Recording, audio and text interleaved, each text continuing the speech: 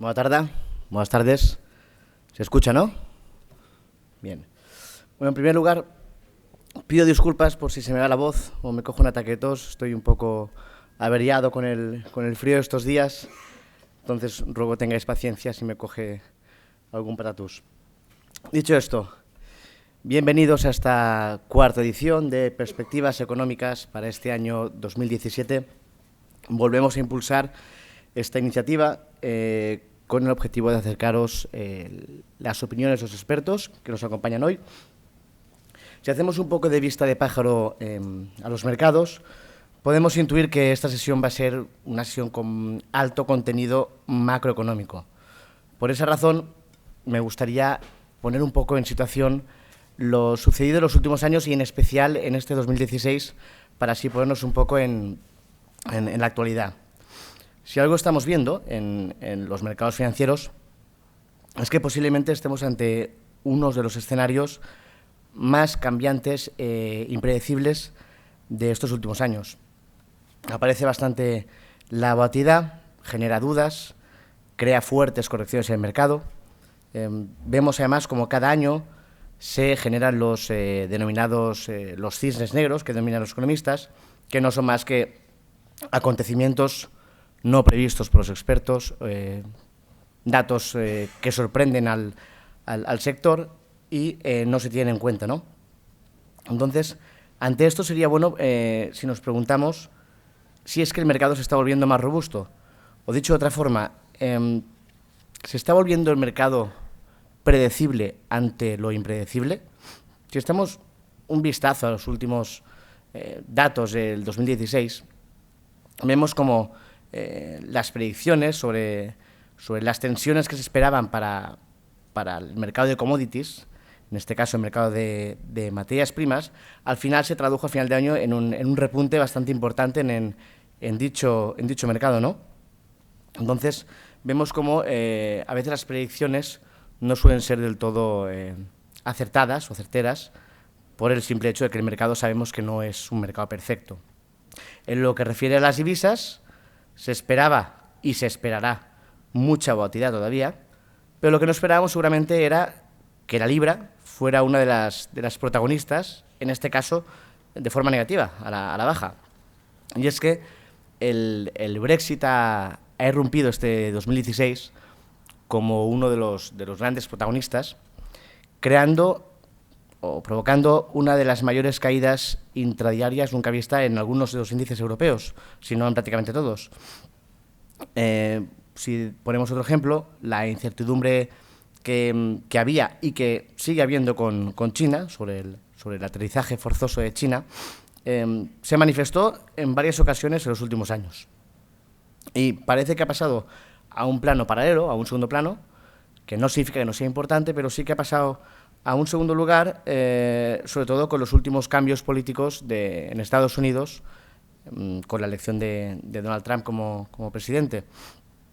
Seguramente veamos como este último factor uno de los principales catalizadores de los mercados en los próximos años. Probablemente todas las sorpresas que nos pueda provocar. De hecho, el otro día leía en una columna de un gestor que decía si cada decisión política de Donald Trump va a suponer un cisne negro en el mercado, porque parece que es bastante impredecible. En resumen, parte de lo que se da siempre, por supuesto, en los mercados, muchas ocasiones no sucede o se mantiene en stand-by. Y aquello que nadie espera, aquello que no está previsto, aquello que siempre se manifiesta. Entonces, lo que tenemos que pensar siempre es que al final el inversor lo que quiere es escapar de estas incertidumbres. No es mejor una inversión por la rentabilidad obtenida, sino por el riesgo que se asocia a esa rentabilidad y por la gestión en sí, ¿no? En definitiva, la gestión del riesgo no es más que diversificar. La gestión del riesgo es no traicionar a tu horizonte temporal de inversión. Gestión del riesgo significa respetar tu filosofía de inversión y saber al final ponderar tu cartera acorde a tu perfil inversor.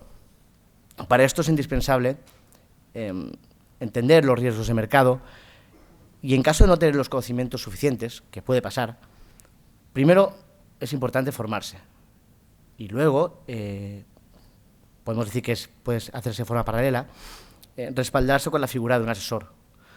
Normalmente, desgraciadamente en este país, la figura del asesor es bastante desconocida. Ahora parece que empieza a aparecer en el mercado, pero ha sido una figura totalmente opaca en el sector. No importa lo mucho que sepa tu asesor, siempre lo decimos. Si nosotros como inversores no entendemos, da igual lo que busque el asesor, porque nosotros no sabremos qué es lo que estamos buscando. Si año tras año, además, se demuestra que la mejor gestión llega siempre con este binomio, ¿no? Un binomio que es inseparable, que es la formación por un lado y el asesoramiento por otro lado. Y no, es que es un tema que es sentido común, porque si tú hablas el mismo idioma que tu asesor, facilita que ambos se entiendan y ayuda a crear una correcta asignación de activos. Yo me aplico siempre una premisa en la que creo ciegamente, y es que la mejor inversión no es aquella que te permite obtener más rentabilidad. Es aquella que te permite dormir tranquilo ante cualquier situación. El mercado puede caer un 10% y tú estás tranquilo porque estás con una cartera bien diversificada. Y esto cuando se consigue con la diversificación, con una asignación bien hecha sobre los activos, dependiendo de cada momento de mercado, y sobre todo con un horizonte temporal bien definido. Por tanto, el riesgo existe, sí, siempre, sin duda, pero por suerte tenemos hoy al lado en la mesa a gestores y analistas que son los que se encargan siempre de minimizar este riesgo, ¿no? En ISEFI, de hecho, trabajamos de forma parecida a los gestores. En nuestros cursos lo que intentamos es transmitir los conocimientos y damos las herramientas que facilitan a ese inversor final, ¿no? A capear las oscilaciones de mercado, que al final es lo que buscamos. Tanto en nuestros cursos monográficos y titulaciones como en los programas profesionales que tenemos, contamos con los docentes expertos en cada una de las materias. Son profesionales en activo y son especialistas en cada una de sus materias que, mediante un aprendizaje dinámico y práctico, pues transmiten todas estas herramientas para que los inversores finales o los clientes puedan tener una mejor gestión de patrimonio. Obviamente, esto se hace sin perder ni un ápice de los conceptos más técnicos y más teóricos, ¿no? De hecho, me parece que en la carpeta que tenéis roja de ISEFI tenéis una oferta formativa con todos los cursos y demás, para que le echéis un vistazo si queréis. Bien, volviendo a la conferencia, en primer lugar, los ponentes debatirán su visión sobre los mercados en este 2017. Al acabar se podrá preguntar, podéis alzar la mano y os pasarán un micrófono para que os dirijáis o a la mesa, a cualquiera de la mesa, o si tenéis alguna pregunta en particular a alguno de los ponentes, pues lo preguntáis sin problema.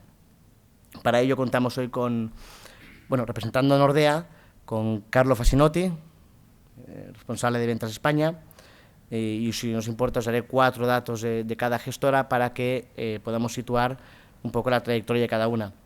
Nordea, en este caso, es la entidad financiera más grande de la región nórdica, con 600 oficinas y 10 millones de clientes.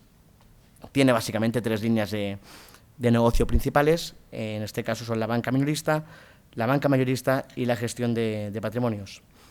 Standard & Poor's ha otorgado a Nordea la calificación de AA negativo con perspectiva estable. Para los que no sepáis, AA es, digamos que es el top de calificación, un par de escalones por debajo, pero está en la franja alta.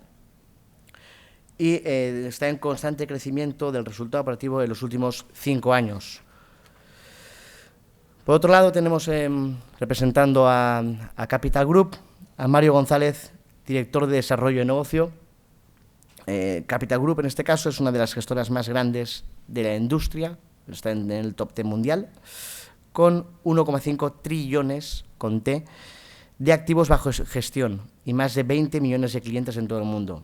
Es una gestora independiente, no pertenece a ningún banco, no cotiza en bolsa, Sus propietarios son 450 socios aproximadamente y todos son además socios de la compañía y empleados de la compañía.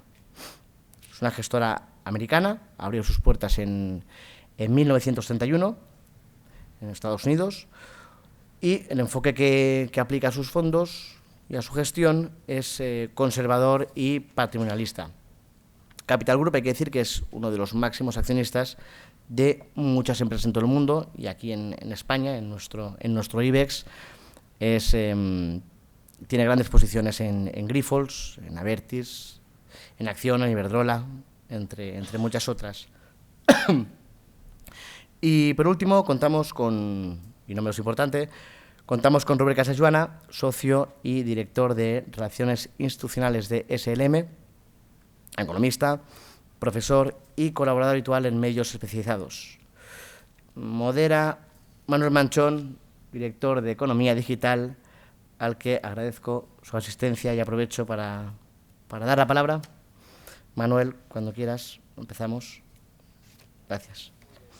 Gracias por la asistencia y por la oportunidad de moderar esta presentación de perspectivas financieras a lo largo de 2017, que va a ser un año, yo creo que realmente complicado. Ya veremos los próximos, pero quería introducir la presentación con algunas ideas acerca de 2017 y de algunas personas que han vaticinado sobre ello.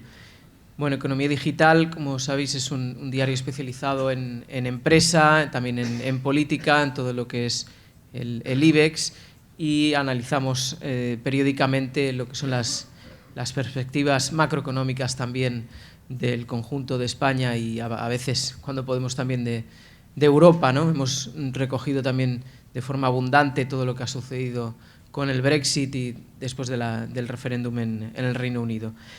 A finales de 2016, a finales de 2016, se hablaba mucho de un libro de Juan Ignacio Crespo, que es ¿Por qué vamos a entrar en recesión en el año 2017? Cuando acabemos el año 17 veremos si tiene razón o no tiene, pero lo digo porque Crespo es matemático, ha estado trabajando en Thomson Reuters, y lo que suele hacer él es analizar a través de muchísimos datos los ciclos económicos.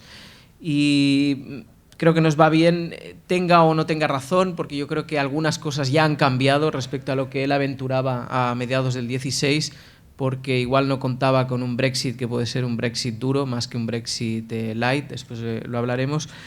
Pero él ponía sobre la mesa varias cuestiones. Una, los países emergentes. Los países emergentes están acumulando una deuda enorme y les ha pasado una cosa, y es que han devaluado sus monedas, o sus monedas han caído respecto al dólar, o al revés, podemos decir que el dólar se ha revalorizado respecto a esas monedas. Por tanto, esa deuda que acumulan la han de pagar, está contratada en dólares y se les hace mucho más complicado. Otra de las cuestiones es el precio de las materias primas. El viento de cola del que se ha beneficiado, por ejemplo, países como España, pues igual en los próximos meses no va a ser tanto viento de cola, sino un viento en el rostro, ¿no? Porque las materias primas, el petróleo ha empezado a subir por esa política restrictiva de la producción de los países de la OPEP, y eso encarece todo lo que comporta el petróleo. El tercer elemento son los tipos de interés. Es muy difícil que haya una política monetaria mucho más flexible. Seguramente ha dado todo lo que tenía que dar y ahora vamos a empezar a ver un repunte de los tipos de interés. Todo eso combinado con una cuestión que yo creo que es aquí donde va a fallar, puede que falle el pronóstico de Juan Ignacio Crespo, y ahora lo veremos. Él contemplaba que Estados Unidos es la primera economía que va a entrar en recesión, y lo hace siempre viendo esos ciclos históricos. Después de 7 años de crecimiento, 7, 8 años, es muy difícil que Estados Unidos siga subiendo, siga creciendo después de haberlo hecho más o menos de forma intensa en los últimos años. La política que está comenzando a dibujar el presidente Trump intuye que eso puede ser al revés, que quien crezca es Estados Unidos, aunque no sabemos si el resto de países que están un poco tras la órbita de Estados Unidos, y en este caso Europa y dentro de Europa España. De todo ello vamos a hablar, sobre todo para aquellos inversionistas que quieran saber qué hacen con su dinero a lo largo de 2017, como siempre, renta variable, renta fija, patrimonio, pero en este caso sí que es muy importante saber el nivel macroeconómico, dónde están esas posibles grietas que se han comenzado a vislumbrar en este primer ya mes de 2017. Empezaríamos con Mari González, seguiríamos luego con Carlo y acabaríamos con Robert Casajuana. Primero, para empezar, ¿cómo veis a grandes trazos esto que estaba hablando y cómo vosotros podéis aconsejar también a vuestros clientes? Y luego podemos ir focalizando más en algunas cosas más concretas, cuando quieras. Mario. Muchas gracias y muchas gracias a nuestros compañeros de SEFI y SLM por la invitación y a todos ustedes por la asistencia. Yo también tengo un poco de catarro mal curado y creo que Carlos lo mismo, o sea que vamos a estar los dos un poco aquí con los caramelos.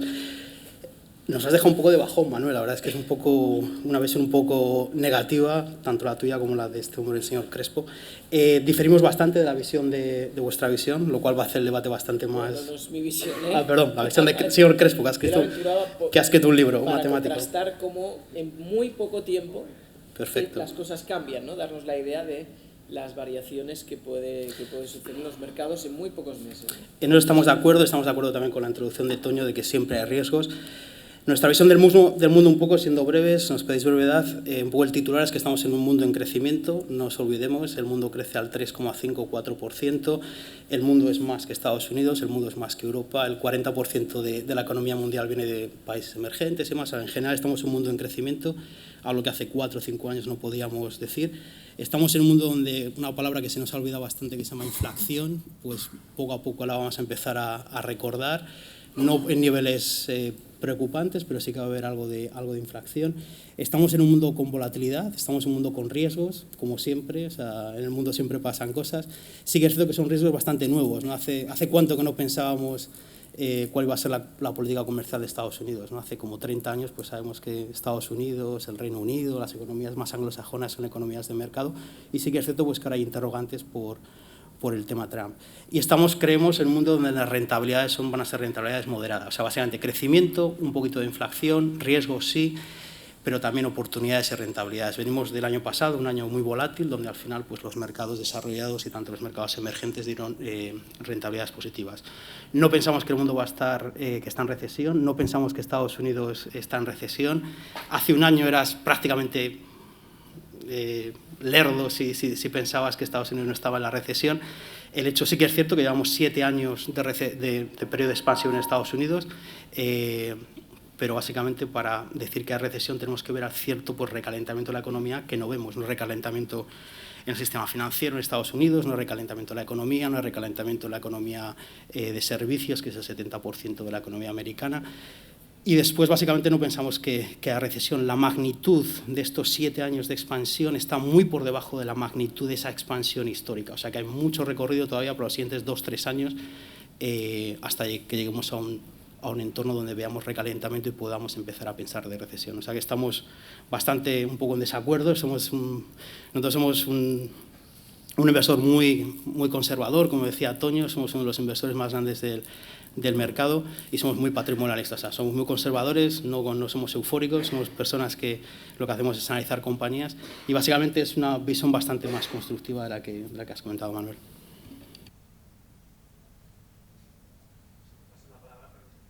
Quiero que me malinterpretéis, ¿eh? O sea, yo lo que quiero introducir es cómo algunas previsiones que se hacen pueden cambiar rápidamente y en aquel momento, Dios igual, Juan Ignacio Crespo estaba equivocado de entrada. Sí que creo que el factor de Estados Unidos puede ser determinante, pero en positivo, porque puede empezar a crecer Estados Unidos con fuerza, aunque con políticas proteccionistas. Yo creo que sí que la imagen que nos vale de estos días es que en Davos quien estaba presente era el presidente chino, alabando la globalización, justo cuando Trump está intentando practicar políticas proteccionistas. Si esto nos lo hubieran dicho hace solo 2 años, pues hubiera sido totalmente impensable, ¿no? El adalid de la globalización es China y se presenta en Davos alabando el proceso de globalización. Pues eso es lo que pretendíamos explicar. Cuando quieras, Mario. Uy, perdona. Bueno, buenas noches a todos y bueno, gracias a SLM SEFI para invitarme. Bueno, yo tengo la suerte de ser italiano-americano, así que quizás puedo dar también una visión sobre Berlusconi para ver cómo estará Trump de cara a futuro. Pero bueno, antes de dar la visión de Nordea, quiero solo destacar una cosa que, bueno, vosotros probablemente conocéis nuestro fondo estrella en España, que es el Stable Return, que es un fondo que llamamos el todoterreno, no para entrar en el fondo, pero solo para destacar que cuando yo doy la visión macroeconómica no es de este fondo. El fondo es un todoterreno, no tiene una visión macroeconómica, así que cuando doy la visión macroeconómica es al nivel del grupo Nordea y no de este equipo.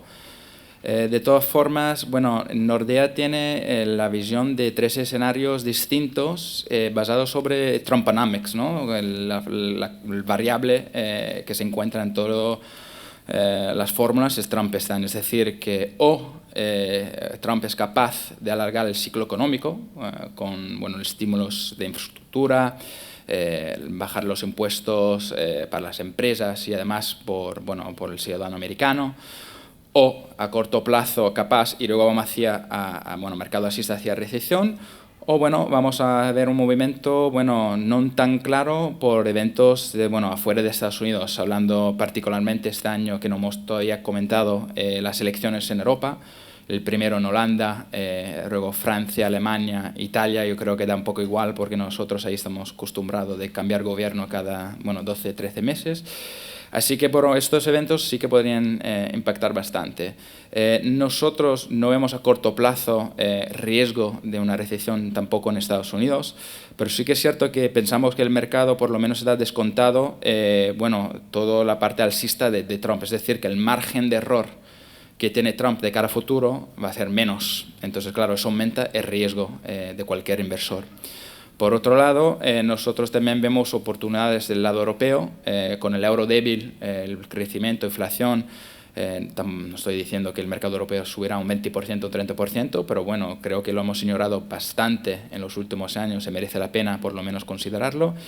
Y los emergentes, nosotros hay 2 maneras de ver los emergentes, las empresas que tienen sesgo a Estados Unidos o exportaciones, y las empresas nacionales, ¿no? Que tienen la mayoría de sus beneficios domésticos que a lo mejor pueden proteger, da igual lo que diga el presidente Trump. Entonces, antes una pregunta, antes de que hemos empezado hemos dicho que este año puede ser un año complicado. Yo recuerdo que los últimos años, creo que todos los años han empezado con este año va a ser muy complicado. Yo creo particularmente este año sí que va a ser complicado, principalmente por la primera semana que hemos visto, casi la primera, mañana será la primera semana entera de Trump, y una semana yo diría que ha cambiado bastantes cosas en el mundo, sea político, económico, y hoy va a ser por Mario y yo creo una jornada bastante complicada de dar estimaciones de cara a futuro, porque el señor Trump sí que lo está poniendo muy divertido para todos. Entonces, por lo menos intentaremos de divertirnos un poco y dar una visión clara de mercado. Buenas noches a todos y gracias por vuestra asistencia. A ver, cada año por estas épocas hacemos esta conferencia de perspectivas económicas para el año, y el año pasado fue particularmente difícil porque estábamos aquí y los mercados, si os acordáis, en enero, febrero estaban bajando a peso, estaban bajando con una intensidad muy importante. Y sí que habían, porque en nuestro sector pues hay muchísimas opiniones y muchísimas previsiones. Pues por ejemplo recuerdo que además lo comentamos aquí, que George Soros decía que Estados Unidos iba a entrar en recesión. Nosotros pensábamos que no, y realmente como decía Mario, al final lo que es el PIB mundial estamos creciendo por encima del 3 y acelerando de cara a 2018 sobre el 3.6. Por lo cual, la visión de cara al año, y con todos los matices y todos los obstáculos y problemas que podamos encontrar en el camino, Desde SLM vemos un año moderadamente positivo, como el año pasado, moderadamente positivo. Como decía Carlo, ciertamente en 2015, 2014, 2016, estos últimos años, todos han empezado en años que decíamos va a ser un año con problemas. Este también, seguramente habrá algunos problemas, pero para mí hay algunos datos interesantes, como por ejemplo el tema de la inflación, en Europa sobre todo.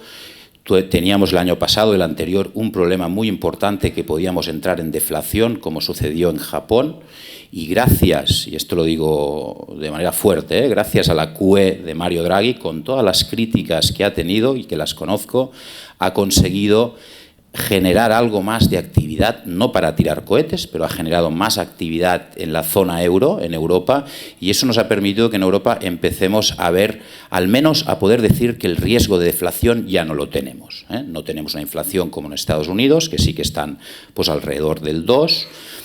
Y consecuencia del tema de la inflación, yo creo que otro punto importante para este año será el tema de la divergencia en políticas monetarias que venimos comentando desde hace tiempo. Yo creo que este año se va a intensificar, es decir, tenemos claramente a la FED en una política monetaria contractiva, subió tipos finalmente y en el último momento el año pasado, en diciembre. Este año pensamos que también de algún modo para contrarrestar la política fiscal expansiva importante que nos está anunciando Donald Trump, pues irá subiendo tipos 2, 3, 4 veces, no lo sé. Y yo no veo, aunque se diga de que Mario Draghi pues tiene también que empezar a poner el freno, y de hecho en la penúltima reunión nos dijo que pasará de comprar de 80.000 millones de euros al mes a 60.000 a partir de abril. Si puede, hará esto, y es una señal que quiere ir poniendo el freno, pero por otro lado nos alargó la QE hasta finales de año. Yo no veo que en Europa podamos aún, digamos, aplicar una política monetaria contractiva como en Estados Unidos. No veo subidas de tipos para nada en Europa, y esta es la situación de esta divergencia de política monetaria, que tendrá un efecto, que ya lo ha tenido y lo continuará teniendo, en las divisas. Nosotros seguimos pensando que el dólar se fortalecerá contra el euro. Es cierto que a corto plazo pues hay movimientos, últimamente el euro ha ganado algo de terreno, pero seguimos pensando que el dólar continuará en esa línea. Y hablando de Trump, no se puede hacer una conferencia hoy en día sin hablar de Donald Trump. Yo creo que puede ser muy positivo Donald Trump, sobre todo por lo que es la economía americana y sobre todo la empresa pequeña y mediana americana. Es decir, tener un señor que claramente nos dice que va a defender America First, va a defender su economía, sus trabajadores, sus empresarios. Pues si yo fuera americano estaría contento, porque significa que realmente estas empresas, sobre todo pequeñas y medianas, creo que se van a beneficiar. Van a tirar de la economía americana, y a corto plazo América yo creo que puede tener un muy buen año. Obviamente, como decía Carlo, Donald Trump es imprevisible y no sabemos si realmente seguirá la línea que nos está marcando. Otro tema son las grandes empresas americanas. Las grandes empresas americanas que exportan, pues este dólar, que a mi entender continuará con una cierta fortaleza, pues tienen más problemas para exportar. Y a nivel de Europa, el crecimiento sigue siendo muy justito, como ya viene pasando en 2 años. España sube por encima del 3%, somos el mejor de la clase dentro de las 4 economías de la Unión Europea, por una vez tenemos la primera posición positiva en algo, y el resto de economías, pues bueno, ya entraremos en más detalle más tarde, pero por ejemplo me preocupa el tema del sector financiero italiano, de las bancas italianas, y creo también en Europa que, con diferencia quizá con Estados Unidos, que se pondrá Trump en temas muy económicos, en Europa para mí el problema principal nos puede venir desde fuera del sistema, desde fuera de la economía y de los mercados, por el tema de las diferentes elecciones que tenemos. Sí que es cierto, y lo hemos visto con la elección de Donald Trump o con el Brexit, que luego ese efecto negativo que tantos anunciaban o anunciábamos no ha sucedido. Donald Trump ha sido un bálsamo para los mercados, por lo cual si sale Marine Le Pen en Francia, Wilders en Holanda, no lo sé, a lo mejor tampoco tiene un efecto negativo. Lo que sí que me preocupa más es el tema de Angela Merkel, porque pienso que en Europa actualmente, si queda nos guste más o menos la señora Merkel, pero si queda algún estadista con una visión no solo a las próximas elecciones, sino a medio y largo plazo, es la señora Merkel. Por lo cual, si esa señora saliera del gobierno, ahí sí que yo creo que tendríamos un problema importante en Europa, porque ya sabemos que las fuerzas, ¿no?, que están empujando para la desintegración de Europa, pues tendrían mucho más fuerza. Y esto a grandes rasgos es la visión que tenemos en SLM de la situación macro. Con Mario concretando algo más, claro, lo que estáis diciendo, por ejemplo, en el caso de las empresas americanas si hay proteccionismo, si hay directrices proteccionistas, es evidente que pueden salir ganadoras, pero cuando hay ganadores también hay perdedores. Entonces, ¿cómo puede afectar eso, por ejemplo, a fondos de inversión que tienen una cartera muy diversificada con empresas que sean americanas, pero otras que puedan ser, por ejemplo, españolas, de cualquier otra nacionalidad europea? Bueno, una cosa que sí que sabemos y que sí que tenemos certidumbre es que las políticas proteccionistas no funcionan. O sea, es algo que nos dice la historia. Incluso en los años 70, cuando el señor Trump era joven, la señora Theresa May eran jóvenes y la economía era muy diferente, ya en ese tiempo no funcionaba. Las políticas proteccionistas solo exclusivamente benefician a los estados, que tienen grandes deudas, generan inflación y demás. O sea que un poco, yo creo que sí, que eso sí que lo sabemos, la historia nos dice que las políticas proteccionistas no funcionan. Lo que hemos visto por ahora es un poco la dirección proteccionista de Estados Unidos y de la agenda Trump. Por ahora lo que hemos visto está bastante descontado. O sea, lo que hemos visto ha sido que Estados Unidos sale del acuerdo de libre comercio TTP con Asia, un acuerdo que estaba bastante muerto. Los dos candidatos, tanto Trump como la secretaria de Estado Hillary Clinton, estaban en contra de este acuerdo, o sea que básicamente eso está bastante descontado. El tema de NAFTA, también los dos candidatos estaban en contra de las actuales condiciones de NAFTA. NAFTA es un acuerdo de libre comercio que se firmó en el 93, de hecho por el marido de la señora Clinton, y que básicamente los dos en campaña electoral habían dicho que querían renegociarlo. O sea que por ahora, básicamente, pues todo lo que está haciendo el señor Trump, además del ruido, Trump vende periódicos, nos divierte un poco a todos, pero por ahora lo que estamos viendo era algo bastante predecible y bastante para ambos candidatos. El problema y la incertidumbre es básicamente qué va a hacer el señor Trump de aquí en adelante, o sea, si va a empezar a hacer aranceles a diferentes países, y un poco eso sí que puede generar una guerra que básicamente perjudica a todo el mundo.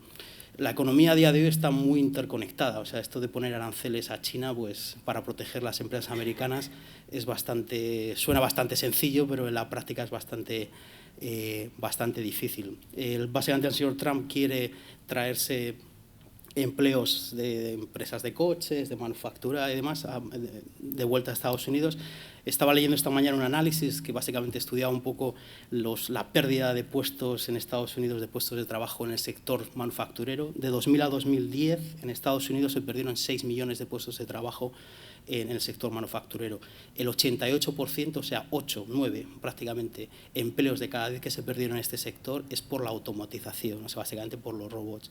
1 de cada 10 se perdía por el tema del libre comercio y por el tema de la deslocalización. Esa es la realidad, básicamente. Entonces, si el señor Trump lo que quiere es pues, obligar a que Chrysler o Buick o General Motors haga sus coches en Estados Unidos, pues posiblemente quizás lo consiga. Lo que van a hacer es básicamente, lógicamente, eso eleva el coste de producción de los coches en Estados Unidos, y la reacción de las empresas es, lógicamente, van a automatizar lo más posible ese proceso de producción. Vosotros aquí tenéis en Martorell una fábrica de coches, sabéis que los coches los hacen generalmente los robots, el 80-90% del proceso está automatizado. O sea que básicamente también el tema proteccionismo hay que entenderlo un poquito. Cuando uno rasca un poquito más, se ve que bueno, pues no va a favorecer a nadie.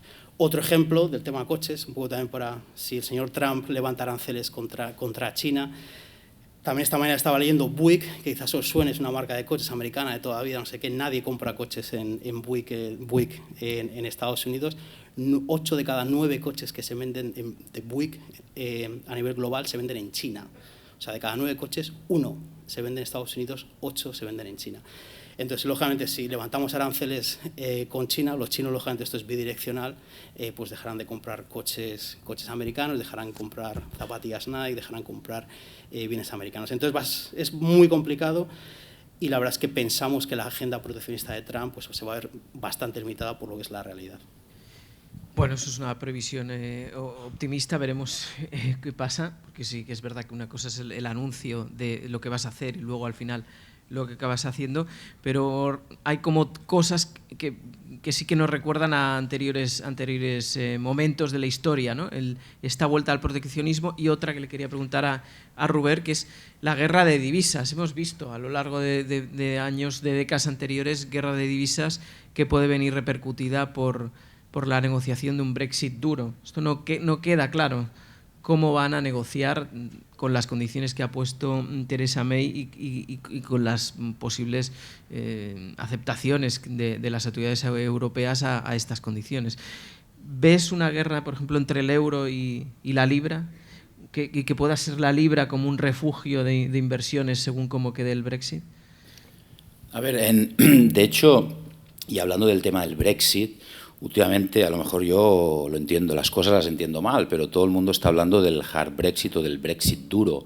Yo sigo sin pensar y sin ver que va a ser un Brexit duro. Es decir, yo entiendo que Theresa May tiene que negociar con el resto de países, con Bruselas, vaya, y lo que no va a empezar es la negociación con un Brexit suave. Ella tiene que ir al máximo con un Brexit duro porque se tiene que poner en la mesa para conseguir lo máximo. Luego, a partir de ahí, yo creo que va a tener que ir reduciendo sus aspiraciones. Y, de hecho, a pesar de que es un Brexit duro en el sentido, y eso sí que entiendo que la lectura sea esa, porque dice que no tiene un interés especial en el mercado común europeo y que va a buscar acuerdos bilaterales, sobre todo con sus excolonias de la época imperial, cosa normal que ya esperábamos, pero al mismo tiempo también genera algún tipo de concesiones, por ejemplo, con el sector de automoción alemán, para que siga teniendo acceso para vender sus coches en Reino Unido, a cambio también de que tenga acceso. Es decir, hay unos matices muy importantes que iremos viendo, pero yo no tengo claro realmente que sea este hard Brexit como estamos comentando. Y hablando ya de la libra, que es lo que comentabas, yo la libra creo que históricamente ha sido una moneda refugio, una moneda fuerte junto al franco suizo, al dólar, son monedas a las monedas nórdicas, a las diferentes coronas, o al franco suizo que ya he comentado. Y la libra la tenemos ahora con un descuento espectacular, es decir, las bajadas han sido muy importantes y se entienden por todo el tema del Brexit, pero yo creo que a corto plazo sí que es cierto que en función de cómo vaya la negociación, que puede durar hasta 2 años o se puede extender más de 2 años, la negociación de salida de la Unión Europea, la libra, pues sobre todo en el corto plazo, quizá en este primer semestre, para ver cómo empiezan las negociaciones, puede tener una cierta volatilidad, incluso alguna caída adicional, pero para mí, a medio y largo plazo, los precios que nos ofrece la libra y los activos financieros denominados en libras nos dan una oportunidad para comprar si somos un cliente patrimonialista a medio y largo plazo contra el euro.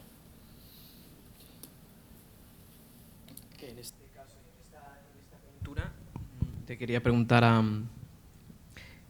Carlo, ¿qué pasa, por ejemplo, con todo lo que es el norte de Europa, ¿no?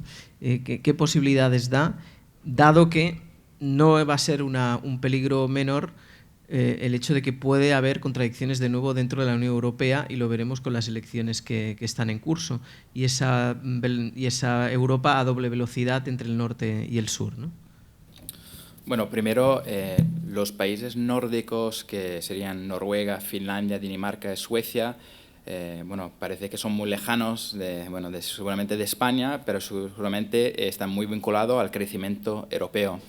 De hecho, para inversores en los últimos años que han invertido en los países nórdicos, pero principalmente en acciones medios pequeños, los small mid caps, ya han visto el beneficio del crecimiento doméstico, porque los países nórdicos no han tenido el clásico crisis que hemos visto a nivel global en los últimos años, porque han tenido un crecimiento bastante bueno. Estamos hablando de una media del 2,5%, por lo menos en Suecia, Dinamarca, Noruega, hasta que no caese el precio de petróleo. Y Finlandia, el único país de los 4 que tiene el euro, es el único que lo hizo y lo está haciendo peor que los otros 3. De hecho, es un pequeño componente de lo que es el índice nórdico.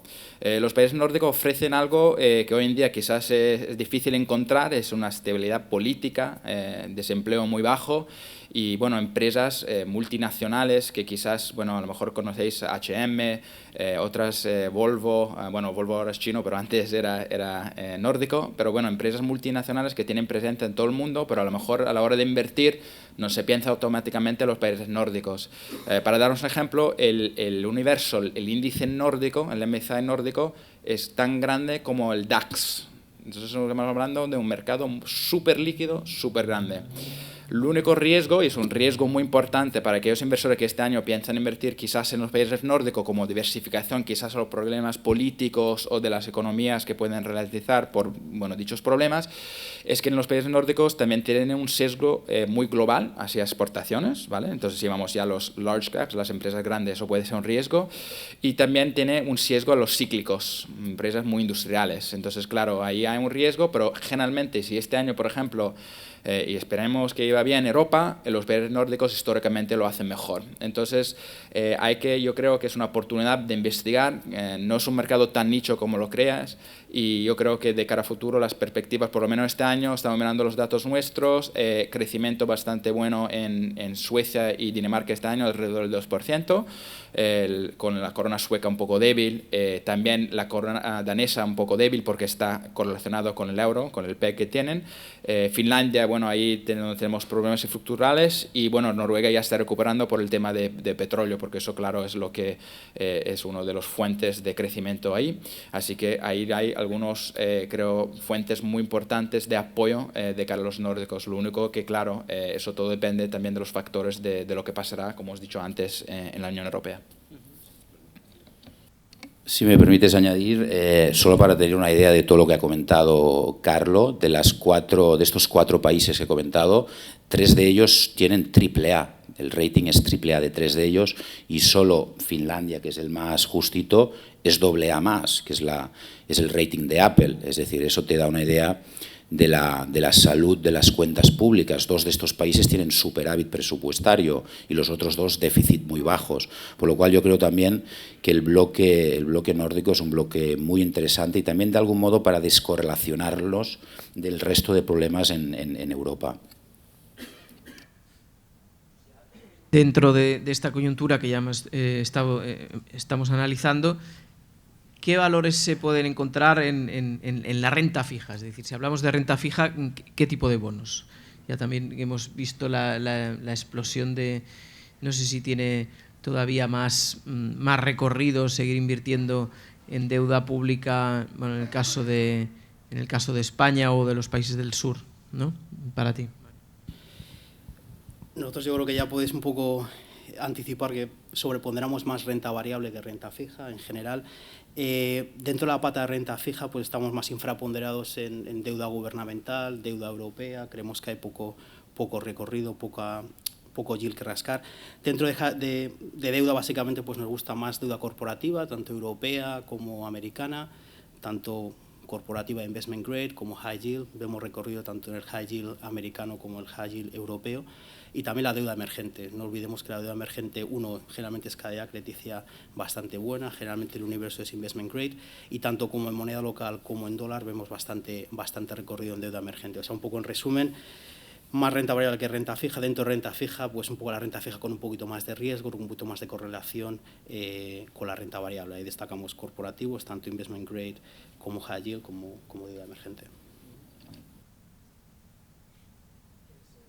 Carlos. Sí, considerando el cliente medio español, ¿no?, que es más conservador, yo creo que el problema de cara a futuro es la parte conservadora en cualquier cartera, que sería la renta fija. Dicho esto, mirando un poco la renta fija hoy en día, los tires más interesantes, en mi opinión, de cara a largo plazo, siempre hablando a largo plazo, serían los países emergentes. Es el único segmento en clase activo de renta fija de todo que nos ofrece hoy en día una compensación por riesgo. Yo creo que hemos visto un recorrido de bonos de alta calidad, de bonos gubernamentales el año pasado bastante fuerte. Repetirlo será muy difícil, yo creo. Y bueno, si tengo que elegir de dentro de lo que es el renta fija alto rendimiento europeo, americano o emergentes, preferiría emergentes porque la duración ahí de todas formas es el mismo riesgo casi, bueno, un poco más en los emergentes.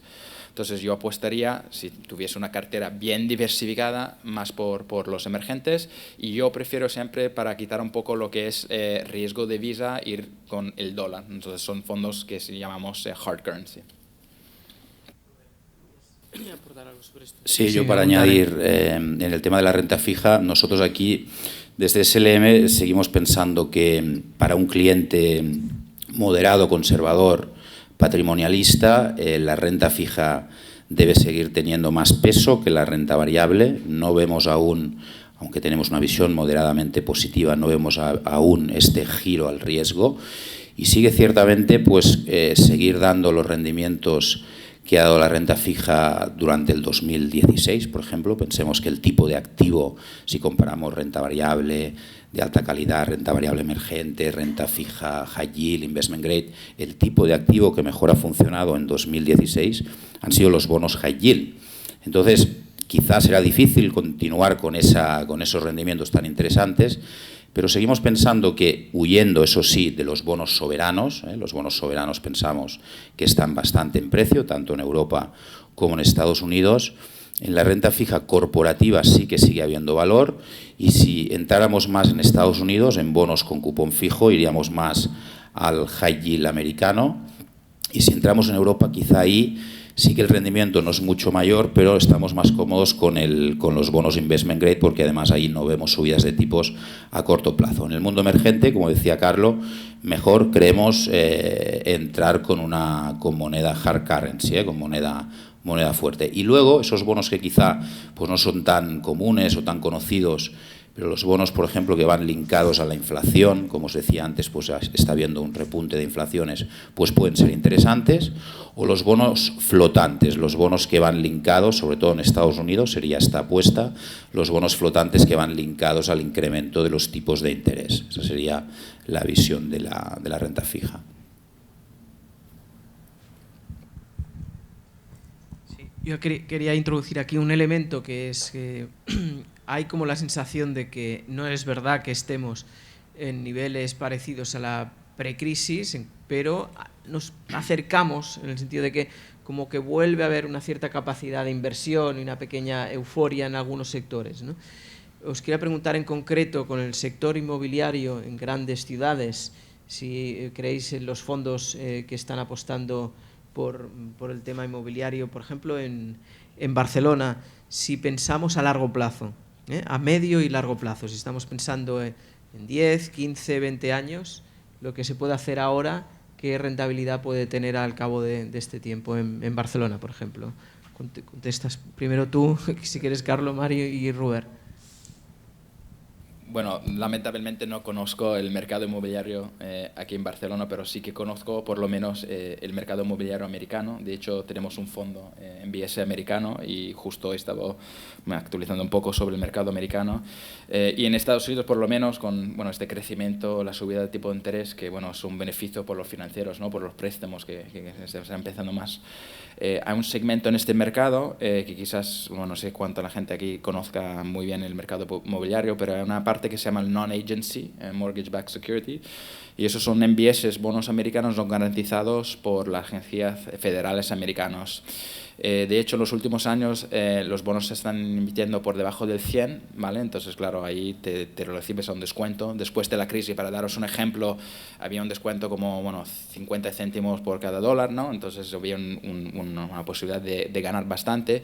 Y de hecho, en los últimos meses ha subido bastante con este crecimiento en Estados Unidos y se está viendo en las ciudades principales como Nueva York, Los Ángeles, Miami, que están creciendo. Entonces nosotros estamos viendo un entorno muy positivo. Esta tarde, por suerte estuve también con un cliente mío aquí en Barcelona que, justo está invirtiendo en Barcelona y sí que está viendo de los lotes de los bancos que están vendiendo aquí en Barcelona, que los bancos, quieren dejarse de esos lotes y lo están vendiendo en descuento. Me comentó que, las posibilidades de ganar a corto plazo son muy buenos. Lo único que yo destacaría, lo que estaba también viendo en Madrid el otro día, desde afuera de la ciudad, por primera vez hay grúas en toda la ciudad, entonces había un movimiento brutal. Lo que sí que estaba comentando también antes con Mario es que En España habéis visto el mejor crecimiento a nivel europeo, estamos viendo una situación muy positiva. Lo que sí que podría desfacer un poco todo esto es también el factor Trump. Es decir, que si él empieza a hacer una guerra de negocio con China, o a lo mejor la economía americana va hacia recesión, esas protecciones o quizás las incertidumbres vuelven a contagiar Europa y eso podría ser también un riesgo. Pero bueno, no soy experto de la parte inmobiliaria de Barcelona, a lo mejor hay algo que no conozco que puede proteger contra esas incertidumbres. Aportar. Poco que añadir, no tenemos ningún tipo de fondo inmobiliario desde Capital Group, hacemos renta variable, renta fija tradicional, o sea que no tenemos una visión de Por mercado. tanto, no confiáis, bueno, aparte porque no tenéis, porque no os dedicáis, pero tampoco lo veis en... No tenemos una visión de mercado, la verdad es que es un producto que utilicemos, sí que vemos que tiene lugar, tiene cabida en una cartera diversificada, por supuesto, es una gestión alternativa, descorrelaciona con renta variable, renta fija, pero no tenemos una visión de mercado. Rubén. Yo, Manel, me abstengo. Ya tengo bastante problema para entender los activos financieros, los activos de real estate inmobiliarios. Prefiero no tocar este tema. Pues entonces entraríamos ya en si tenéis, si apostáis por algún producto que pueda recoger todo esto que estamos hablando para decir que se puede sortear todos esos ciertos riesgos y además tiene posibles ventajas a corto, a medio y a largo, ¿no? Aquí, pues, Rubén, si quieres, o Carlo, luego Mario.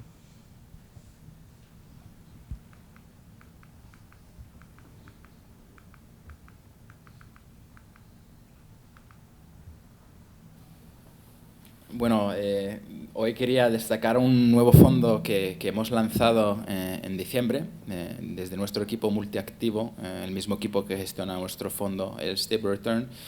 Y principalmente porque quería dar 2-3 pinceladas sobre este nuevo fondo, es porque, bueno, en esta diapositiva justo vemos el problema que hay en cuanto a retornos de cara a futuro. Justo por eso estamos un poco en línea seguramente con lo que estaba diciendo Mario, que la renta variable, especialmente, Mario, bueno, te hago un favor aquí, que veis que la renta variable de retornos esperados de cara a futuro a 10 años es más atractivo. Y como veis, los activos con menos riesgo, bueno, las expectativas, bonos gubernamentales, bonos europeos de investment grade, ¿no?, de crédito, es con estimaciones por debajo, ¿no?, de negativo. Entonces, la idea en Nordea, como sabéis, una gran parte de nuestras carteras es este equipo multiactivo que gestiona 80.000 millones de euros para nosotros, es construir carteras principalmente para preservar capital. Lo hemos mencionado antes, Nordea, bueno, entidad financiera, pero principalmente banco, los clientes conservadores muy parecidos a los clientes españoles, es decir, que lo que querían antes de los depósitos que no lo ofrece hoy, bueno, por eso van a los fondos multiactivos, pero con un riesgo menor. Entonces, este fondo, la idea de este fondo es de dar un 3% y, bueno, destaco el bruto de gastos, no es neto de gastos, ¿vale?, anual, con una volatilidad entre el 3 y 6%, ¿vale? Generalmente nosotros vamos generalmente más por el 3 que el 6, pero es el rango que necesita el gestor para gestionar esta filosofía. ¿Cuáles son los activos o fuentes de retornos que utilizaremos para esta solución? Principalmente, la base de este fondo va a ser renta fija, diversificada, utilizando los que son los colores verdes, son los fuentes o clases activos conservadores, ¿vale? Y los que son en rosa, bueno, los intermedios, y en lo rojo, bueno, los fuentes de retornos que son arriesgados. Esos son los fuentes de retornos para nosotros o clases activos que se deberían, bueno, funcionar durante el mercado alcistas, los verdes en mercado bajistas, con lo cual a lo largo plazo el fondo debería dar una renta positiva en cualquier entorno. No es un fondo garantizado, pero el objetivo es de descorrelacionar los fuentes de retorno clase de activos para, bueno, intentar de dar este 3%. Como veis, bueno, es el sencillo ejemplo nuestro, pero en los últimos años hemos visto que la forma para balancear una cartera se ha roto, ¿no? Es decir, que antes era fácil coger, no sé, si era una cartera solo de renta fija, un bono de high yield de alemán y un Bund alemán y te daba una descorrelación, una protección, ¿no? Solo haciendo el peso por la volatilidad te daba un retorno.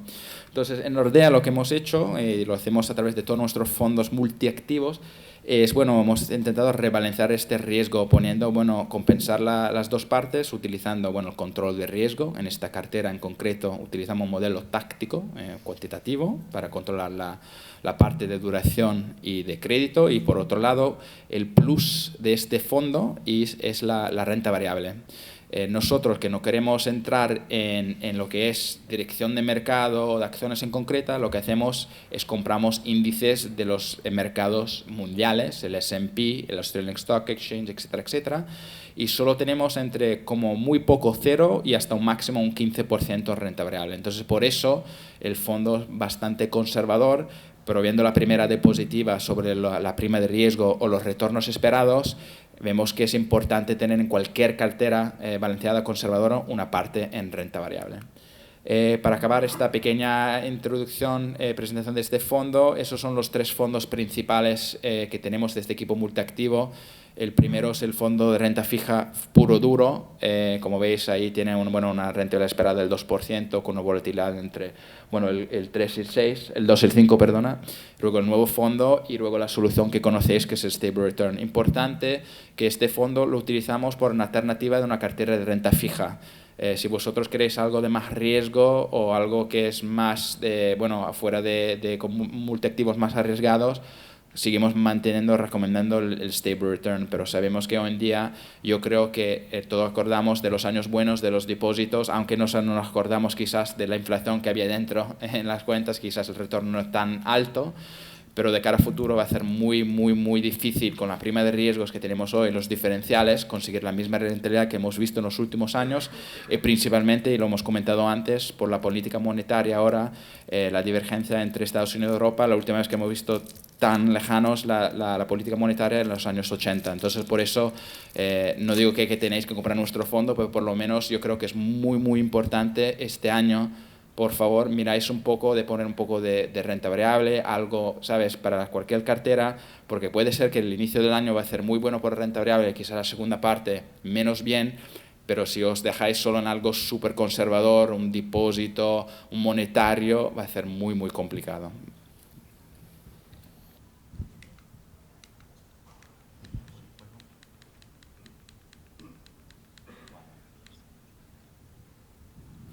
Bueno, nosotros realmente no somos gestora como Nordea y Capital Group.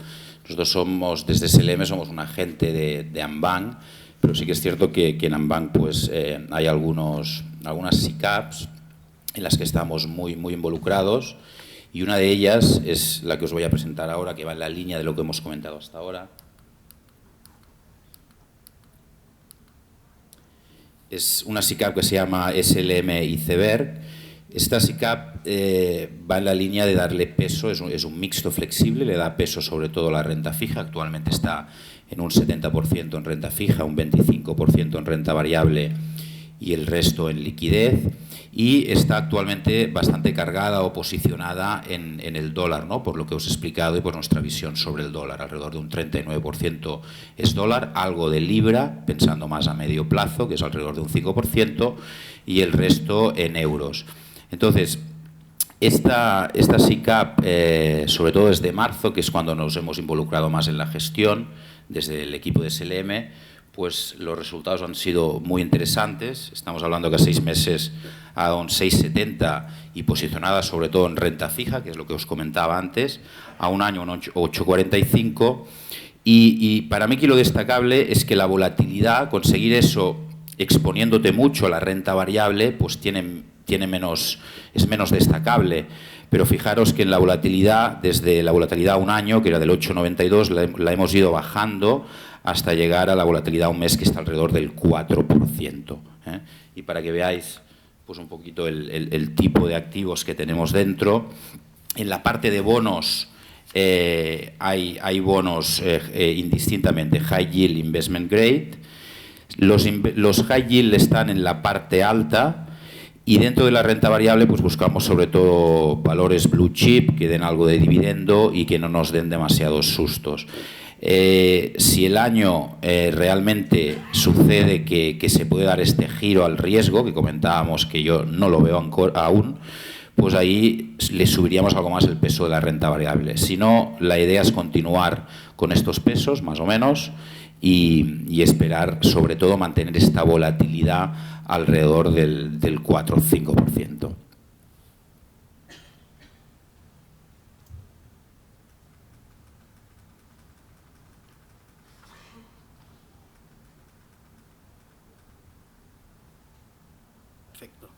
Os voy a comentar un poquito quién es Capital, porque Nordea la conocéis todos por los fondos de Stable Return y demás, ASLM por supuesto. Capital, la introducción que ha hecho Toño, la verdad es que ha sido muy buena. Somos americanos, empezamos en Estados Unidos en 1931, o sea, llevamos 85 años en este negocio y básicamente lo único que hacemos es la gestión de activos y como decía antes, pues hacemos simplemente renta variable, renta fija, nada más. Muy tradicional, una oferta de fondos muy pequeña, solo de 35 fondos, o sea, hacemos pocas cosas, pero las hacemos bien. Os decía, Toño, que tenemos de patrimonio bajo gestión 1,5 trillones, que la verdad es que yo cuando se lo digo a mis padres, pues se quedan igual que estaban, básicamente. 1,5 trillones es el equivalente de la economía española y portuguesa juntos, o sea, básicamente el tamaño de la economía del PIB español y portugués junto, el equivalente es lo que nosotros gestionamos para nuestros clientes. O sea, somos una de las gestoras más grandes del mundo, la gestora activa más grande del mundo, pocos conocidos. De esos 1,5 trillones, 500.000 millones de dólares los invertimos en renta variable americana. O sea, somos americanos, 85 años, no pertenecemos a ningún banco, somos independientes y, lógicamente, renta variable americana pues, es algo que está un poco en el ADN nuestro, donde tenemos muchísima experiencia. El fondo que os presento es un fondo pues, muy conocido en Estados Unidos y poco conocido aquí. Y un fondo bastante especial y espero que estéis de acuerdo cuando acabe la presentación. Este es el fondo que os presento, se llama Capital Group Investment Company of America y este es el segundo fondo de la industria en la que estamos todos, que empezó más o menos hace 85 años, 90 años cuando empezó Capital. Este es el segundo fondo. Entonces, un fondo que tiene 82 años de historial. O sea, es básicamente el segundo fondo de la industria, el primer fondo que lanzó Capital en 1934. O sea, eso ya lo hace bastante diferente. En este fondo tenemos 2,5 millones de clientes. O sea, básicamente el equivalente un poquito más a lo que es la población de Barcelona. O sea, Barcelona en el verano, ¿no? Cuando hay mucho más turista, pues el equivalente es nuestra base de clientes en este fondo. Es un fondo muy conocido en Estados Unidos. A la gente que os guste Morningstar, pues es un fondo Silver, 5 estrellas. Silver es el único fondo activo en la categoría que tiene esa calificación por Morningstar, y tiene 100.000 millones de activos. O sea, esos 500.000 que tenemos en Estados Unidos, 100.000 millones están en este fondo. O sea, es un buque insignia, un transatlántico de renta variable americano. Está en muchísimas carteras y nuestra base de clientes es clientes como vosotros, patrimonialistas, gente que tiene su patrimonio alto, bajo, y lo que quiere es básicamente mantenerlo y tener exposición a los mercados. O sea, es un poco básicamente lo que es este fondo. 82 años de track record, renta variable americana, y con un carácter muy conservador. Estamos positivos en renta variable americana, es la primera economía del mundo. Cualquier cartera diversificada tiene que tener una exposición más o menos, y para eso están vuestros asesores que os tienen que asesorar, pero más o menos tenéis que tener exposición, lógicamente, a la primera economía del mundo.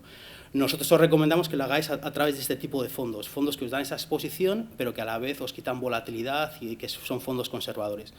Este fondo es primer decil, para aquellos que seáis un poquito más técnicos, a 1 y 3 años. O sea, estamos en el primer 10% de rentabilidad a 1 y 3 años y primer cuartil a 5 y 10 años. O sea, estamos, básicamente, es de los mejores fondos de la categoría. O sea, las rentabilidades son muy buenas y, como vamos a ver ahora, con volatilidades muy bajas. Menos volatilidad que el mercado y menos volatilidad que muchos de nuestros competidores, y esta es una clase de activo donde hay muchísimos fondos. Entonces, básicamente, es un fondo que os da acceso a renta variable americana, con un track record y un historial de 82 años y con unas rentabilidades muy buenas. El año pasado, para un poco que veáis un poco lo conservadores que éramos, este fondo tenía casi un 10% de liquidez, ¿vale? O sea, 100.000 millones, 10% de liquidez. En el banco teníamos 10 billion en liquidez porque, lógicamente, veíamos que había volatilidad en el mercado.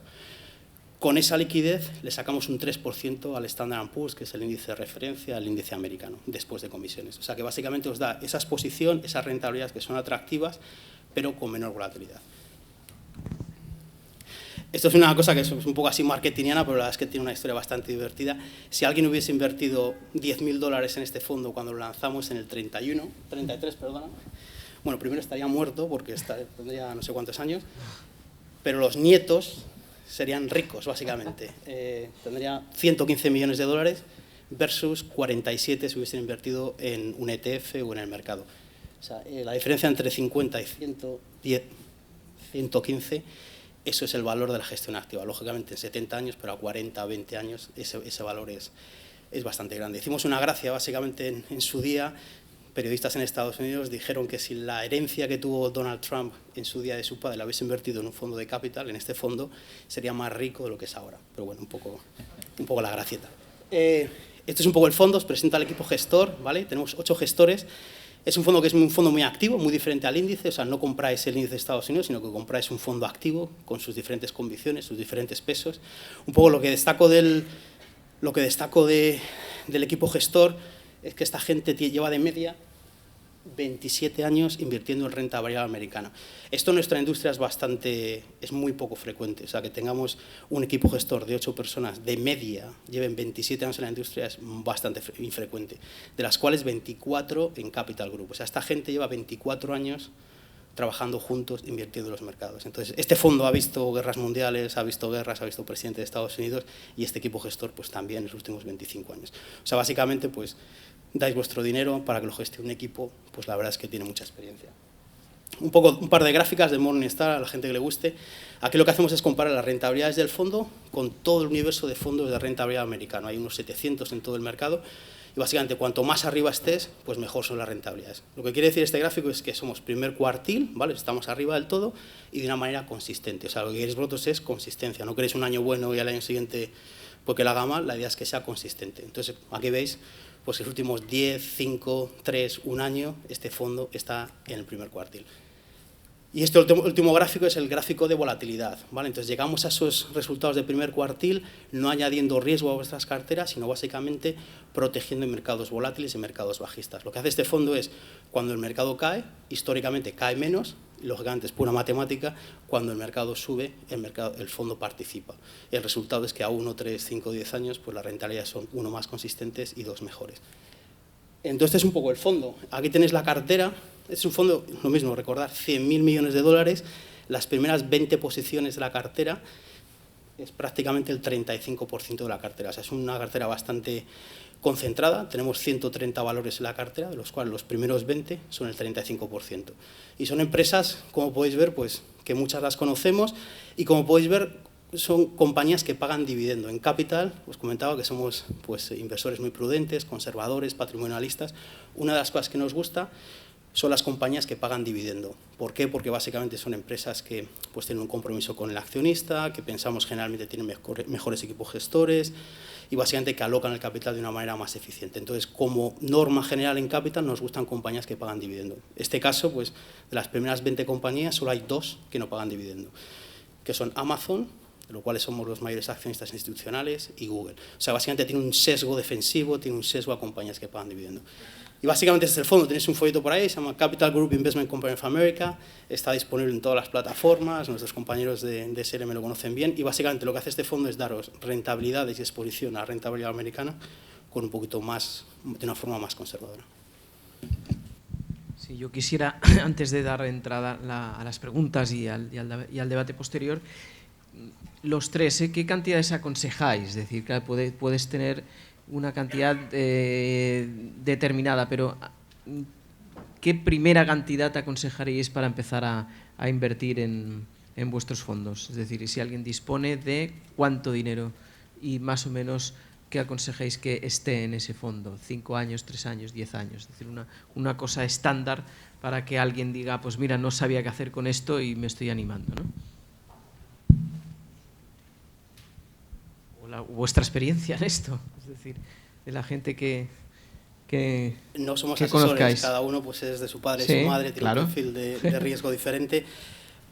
Mi consejo es que lógicamente cualquier dinero que no necesitéis, que queráis invertir, por pequeño, grande, mediano que sea, que lo invirtáis en los mercados, que hagáis una cartera diversificada. Para entrar en nuestros fondos tenéis que tener 1.000 euros, o sea, es una cantidad bastante módica, y hemos visto el poder de la acumulación en el gráfico este que os decía, 82 años, y el poder básicamente de largo plazo. La clave para ganar dinero en fondos, y eso lo puede decir mucho la gente de SLM, es básicamente tener un horizonte temporal adecuado. Si lo que queréis es ganar año a año es bastante complicado, cada vez cuanto más pequeño sea vuestro horizonte de inversión, menos posibilidades tenéis de hacerlo bien. Entonces, lo que siempre aconsejamos, y es lo que nos dice la historia, los últimos 90 años, es que tener un horizonte de inversión a medio largo plazo y después fondos por debajo de inversiones que sean conservadoras, que entendáis, generalmente es un buen consejo y es bastante de sentido común. Entonces, horizonte de inversión a 3-5 años, que aquí a veces suena un poco a ciencia ficción, pero 3-5 años es un horizonte de inversión bastante adecuado, y después fondos por debajo, uno, que se adecúen a vuestro perfil de riesgo, y 2, que sean más bien conservadores y que sobre todo podáis entender. entender, es muy importante. Quería sacarlo, ¿no? Bueno, estoy un poco como Mario, bueno, depende de cada perfil del cliente. Nuestros fondos multiactivos siempre damos un horizonte de inversión de 3 años, porque nuestro análisis que hacemos es a 3 años. Voy a utilizar el ejemplo del Stable Return, del fondo estrella, porque es más fácil, más conocido. Bueno, tiene un histórico de 11 años. En 94% de los casos ha conseguido una renta positiva tras 3 años, 94%. En los últimos 7 años, al 100% de las veces. El fondo flexible, no en el plus, pero lo de renta fija, lo acabamos de lanzar en 3 años, tiene un 100% de una renta positiva tras 3 años. Entonces, bueno, nosotros utilizamos, pero importante destacar, como dijo Mario y seguramente Robert también lo dirá, puede pasar muchas cosas en un año, esos fondos no son garantizados, ¿no? Entonces, por eso nosotros siempre aconsejamos de hacer una alocación muy bien diversificada y no cargar solo de un fondo del otro, porque claro, si en un año te va muy bien, te puede ir muy mal y luego, bueno, la pérdida va a ser peor. Sí, bueno, es bastante subjetivo, ¿no?, en función del patrimonio de cada persona, pero sí que diría que los 1.000 euros que comentaba Mario pues es lo más habitual en muchos fondos de inversión. Sí que es cierto que para los clientes de más patrimonio hay diferentes clases dentro de cada fondo, la clase de banca privada o la clase institucional, por lo cual pues si dispones de 50.000 o de 100.000 euros, vale la pena que se lo digas a tu asesor, a tu agente, para que te ponga en la clase que te corresponde. ¿Por qué? Pues porque por desgracia, pues bueno, cuanto mayor es la inversión, pues menores van a ser los costes de gestión. Entonces, a veces he visto que me parece inaudito, pues gente que tiene 100.000 euros en un fondo y lo tiene en la clase retail, que es la más costosa. Esto no puede suceder. Y luego también otro punto es el horizonte temporal, obviamente, el darle al menos 3 años. Y sí, también, si es un fondo que nos gusta y vamos disponiendo de una capacidad de ahorro cada vez mayor y queremos mantener más o menos la proporción de nuestra estructura, de nuestro portafolio, pues ir incrementando esos fondos, porque irás entrando a diferentes precios y quieras que no, aunque parezca muy obvio, pero a largo plazo el hecho de ir entrando a diferentes precios pues también te permite hacer una media, no te lo juegas solo en el primer momento a ese precio, y eso creo que es lo básico, ¿no?, en este caso. Podemos utilizar un poco el año pasado como un buen ejemplo, ¿sabes? Como comentaba antes Robert, hace un año hacíamos este tipo de conferencias por toda España y todo el mundo pues estaba muy preocupado, ¿no? Las carteras bajaban pues, un 10, un 15%, bajaba emergentes, bajaba Estados Unidos, bajaba renta fija, bajaba Europa, bajaba todo. El sentimiento humano que te dice, pues vendo antes de que mi patrimonio esté bajando un 10, un 15%, lógicamente pues está tu esposa, tu esposo por detrás, mira, te decía yo que esto de los fondos, tal, un poco, pues, es un poco la realidad que tenemos todos como inversores, que somos humanos. La gente que vendió en enero, en febrero, en marzo, básicamente pues perdió un 10, un 15% en sus carteras. La gente que estaba bien asesorada, como la gente de SLM y los diferentes asesores financieros, y esperaron y simplemente pues dejaron su cartera correr, acabaron pues con el índice de Estados Unidos con un más 12, acabaron con Europa en positivo, acabaron con emergentes con un más 9, renta fija en positivo. O sea que eso es un ejemplo, hay miles, podéis prácticamente todos los años, pero el tener un horizonte de inversión a medio a largo plazo es la manera y es el secreto de hacerlo bien. Y lógicamente tener un asesoramiento independiente de calidad. Muy bien, pues ha estado bastante clarividente toda la sesión. Abrimos las preguntas. Quien quiera preguntar alguna reflexión, que alce la mano, pasamos el micrófono y lo ordenamos por zona, si queréis. ¿Alguien por allí? ¿Por aquí?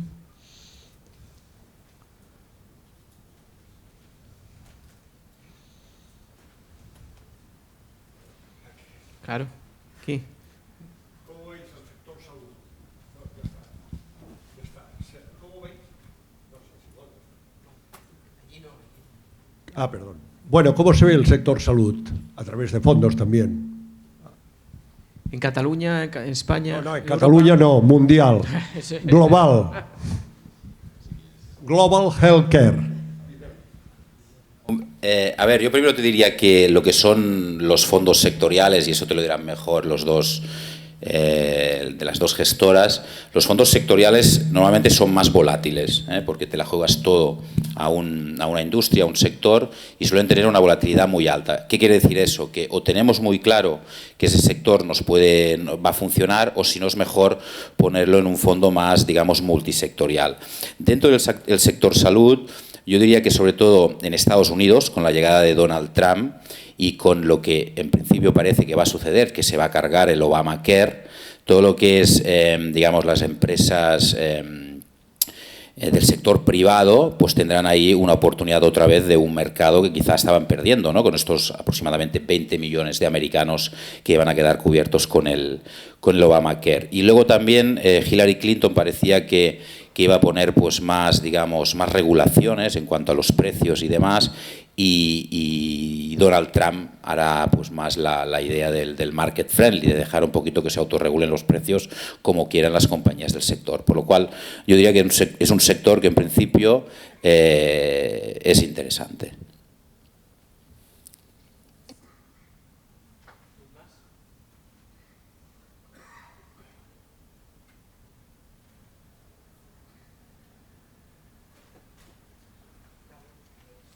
No, solo quería añadir algunas cosas porque nosotros en nuestra filosofía no hacemos la asignación por sector, sino los activos tal cual.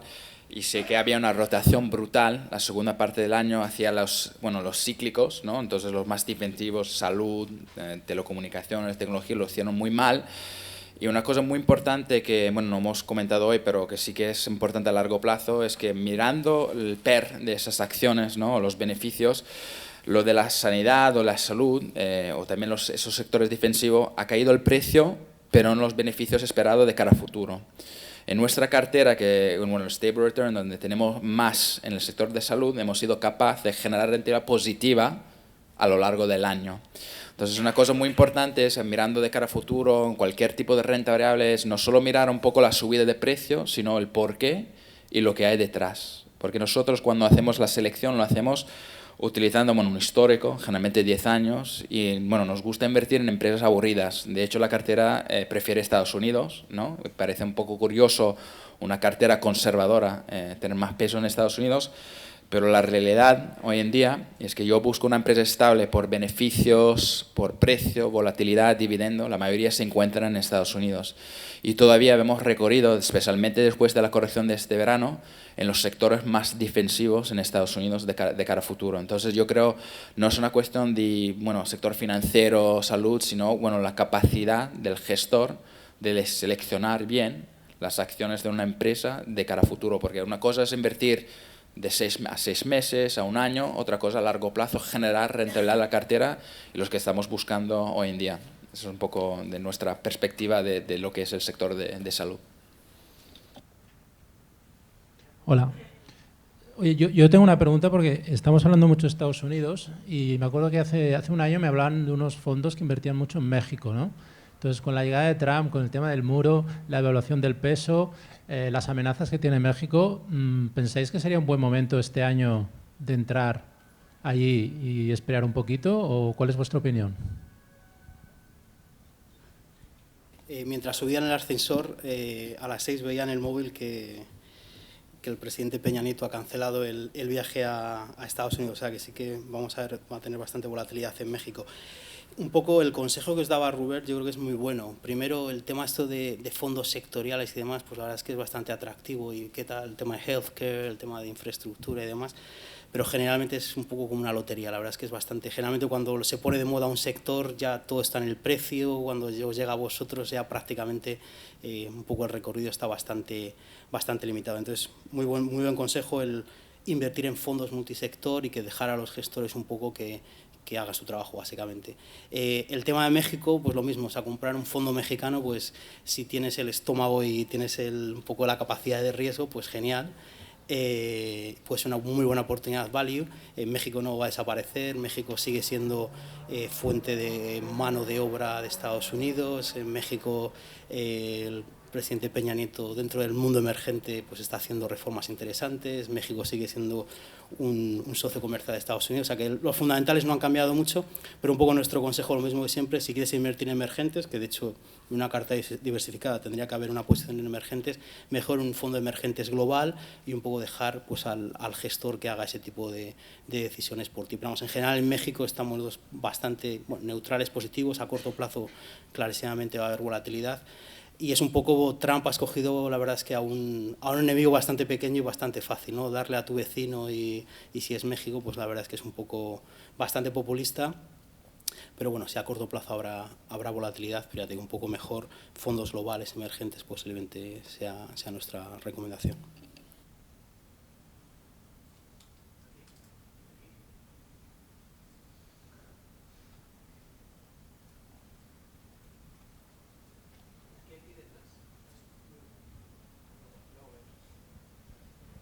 Bien, yo quería introducir un poco el tema que parece que ahora empieza a estar de moda en España, de esta confrontación entre fondos de gestión activa y fondos de gestión pasiva, ¿no?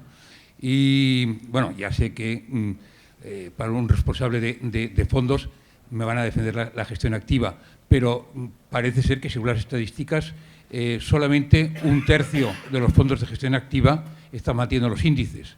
Y, evidentemente, los fondos de gestión activa son más caros que los de gestión pasiva.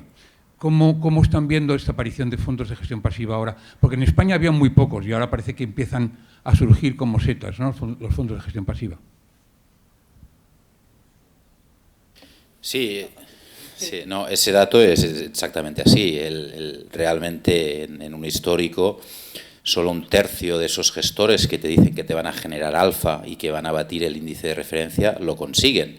Entonces, claro, eso te plantea decir, oye, pues quizá no me la juego y me pongo en fondos de gestión pasiva. Sí que es cierto que el tema de los ETFs, los fondos cotizados, están al alza, sobre todo en Estados Unidos, en Alemania también, me consta, y son fondos que por líneas generales son bastante más económicos que los fondos tradicionales. Pero yo, y a pesar de esta mini presentación, ¿no?, que nos indica que quizá es mejor ir a la gestión pasiva, insisto en que es mejor la gestión activa, ¿eh? Lo que sucede es que dentro de la gestión activa pues tienes que tener el análisis, el asesoramiento o las gestoras que te permitan escoger ese 30% que baten a los mercados, que no es fácil, lo sé, pero hay que analizar muy bien pues todos los ratios de los fondos de inversión, alfas, betas, ratios de Sharpe, volatilidades, sobre todo también ver lo que comentaba Mario, ¿no?, pues esa consistencia en mantenerte en el primer decil durante bastante tiempo y la consistencia con mayor histórico mejor. Y eso es lo que yo te diría, es decir, insisto, pienso que la gestión activa cuesta más encontrarla, una buena gestión activa, pero si la encuentras, pues estás batiendo al mercado. 100% de acuerdo, una pregunta muy relevante, la verdad, una pregunta que está en la industria a nivel global. Un poco, el titular queda muy, ¿no?, siempre le damos al clic, ¿no? 75% de los fondos activos no baten al índice de referencia. Otro titular bastante interesante es que en mercados bajistas el 100% de los ETFs lo hacen peor que el índice, ese también es un buen titular. El titular del 75%, si le das la vuelta, es que el 25% de los fondos de gestión activa lo hace mejor que el índice. Entonces, un poco, pues lo que hay que hacer es básicamente encontrar ese 25%. O sea, básicamente lo que nos dicen es que no todos los fondos de gestión activa son buenos, por supuesto, como no todos los restaurantes son buenos, ni todos los equipos de fútbol son buenos, ni todos los jugadores. Pues hay que seleccionar y hay que hacer pues un poco equiparse de ciertas herramientas para seleccionar estos fondos consistentes. Uno, a través de asesoramiento, dos, a través de, por lo general, búsquedas. Es cierto que en ciertas clases de activo es mucho más sencillo encontrar fondos de gestión activa que batan de manera consistente al índice. En Europa, en emergentes, en Japón, hay bastantes clases de activos que es más sencillo.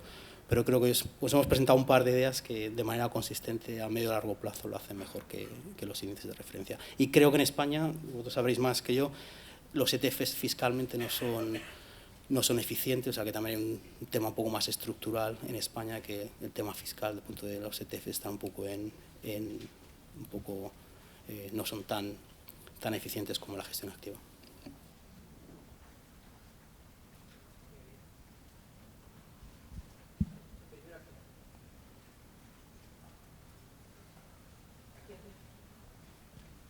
Hola, buenas noches. Me gustaría saber su opinión sobre la evolución de las materias primas, concretamente los metales, el cobre, zinc, estaño, todo esto que veo que tiene una evolución muy fuerte en los últimos meses, y qué fuerzas son las que han podido moverlos de esta manera y si se van a mantener o van a continuar, cuáles son las previsiones de las materias primas. Gracias. A ver, mira, de hecho, déjame que te enseñaré una gráfica que hay la evolución de cómo han funcionado las materias primas en los últimos años, y hay un tema interesante.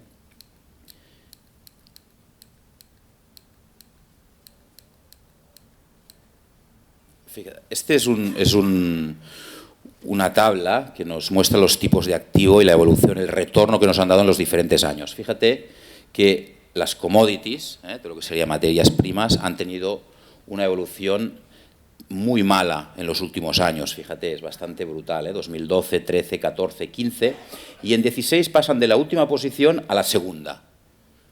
En el último trimestre del 2016 a la primera.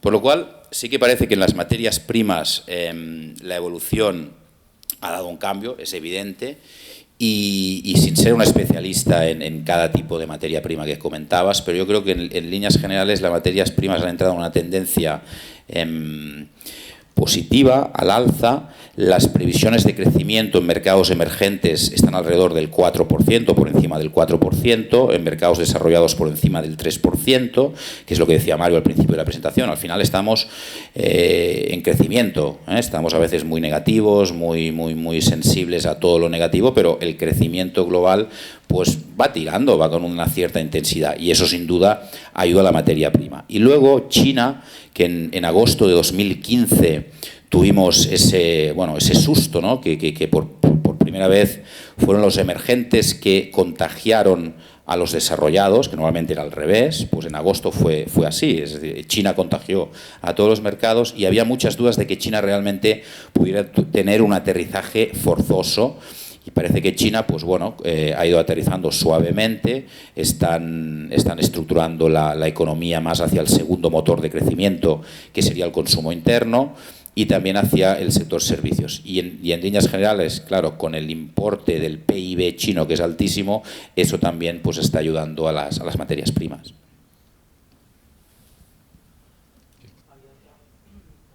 Sí, hola. Mi pregunta es sobre la renta fija. Se habla de burbuja de renta fija y no ese riesgo, pues no sé, comentad algo, no sé si lo veis más en Estados Unidos, aquí, pues los tipos no tienen mucha margen de bajada y de hecho están subiendo en Estados Unidos, ¿no?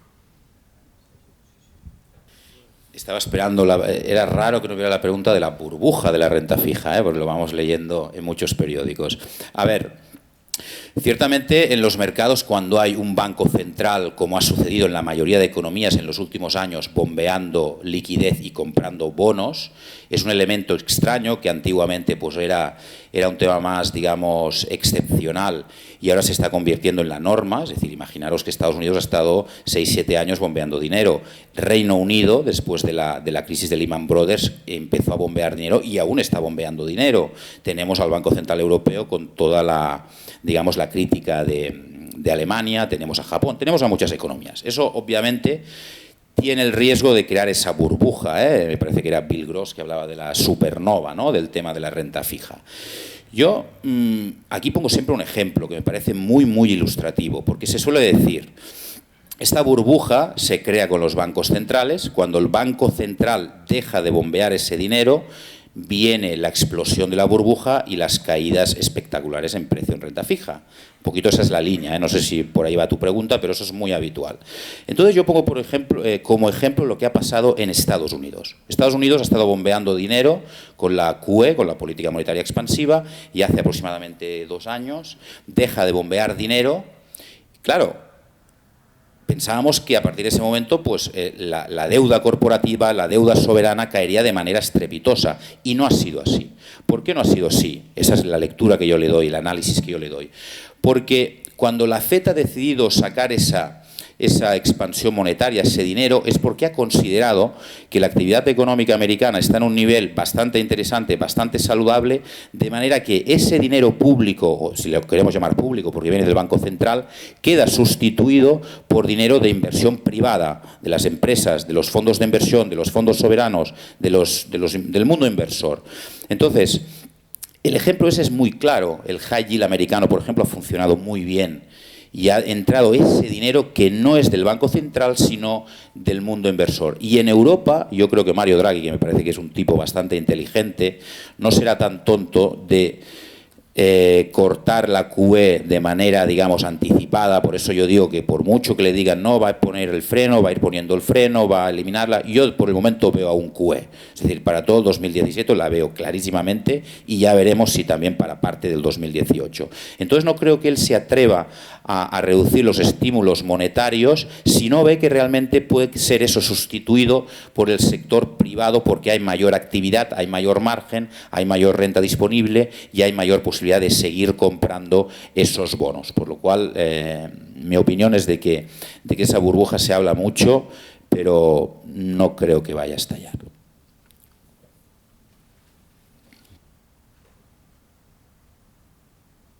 En todo caso, mientras espero, es una cosa latente que en este tipo de actividades yo siempre pienso, te genera una cierta mala noticia eso, ¿no? Claro, en Europa. Es decir, si no se retiran esos estímulos, quiere decir que la capacidad privada todavía no está preparada, ¿no?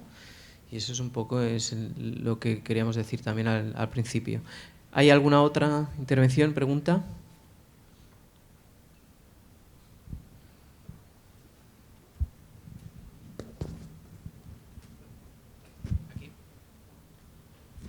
Si hay un par más y lo dejaríamos aquí. ¿Hay alguien más y así las acumulamos y hacemos 2, 3 preguntas y lo dejamos aquí? ¿Alguien más? Aquí.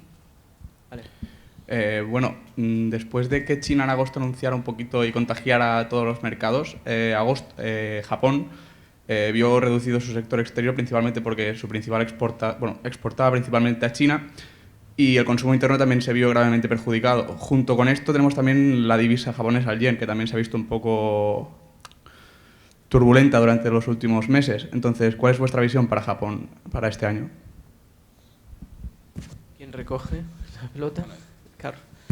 Por lo menos voy a intentar. Bueno, nosotros con el yen japonés lo hemos utilizado como divisa de refugio durante el año y nos ha ido bastante bien la primera parte y la segunda precisamente no tanto bien. Pero lo que nosotros hacemos es utilizamos la teoría de paridad, de mirar en divisas infravaloradas, sobrevaloradas, las divisas más líquidas, porque es interesante que hemos hecho un estudio y la descorrelación que ofrece divisas como el yen japonés, la corona sueca, el dólar, etcétera, nos ofrece una protección muy importante durante caídas de mercado. Entonces todavía nosotros seguimos viendo valor en el yen japonés, de hecho somos largo en el yen japonés, pero precisamente nosotros lo que nos estamos haciendo es especulamos a qué punto puede llegar el yen japonés, sino la descorrelación contra otras divisas, por ejemplo, divisas exportadoras como el dólar australiano, el dólar neozelandés, porque le ofrece la descorrelación para protegernos durante caídas de mercado. Y yo creo que con este año de incertidumbre, el yen japonés podría ser todavía una divisa de refugio bastante importante para un inversor. No para cargar toda la cartera como siempre, pero seguramente el yen japonés podrá ofrecer, y lo ha ofrecido para nosotros el año pasado, una protección muy importante durante caídas de mercado.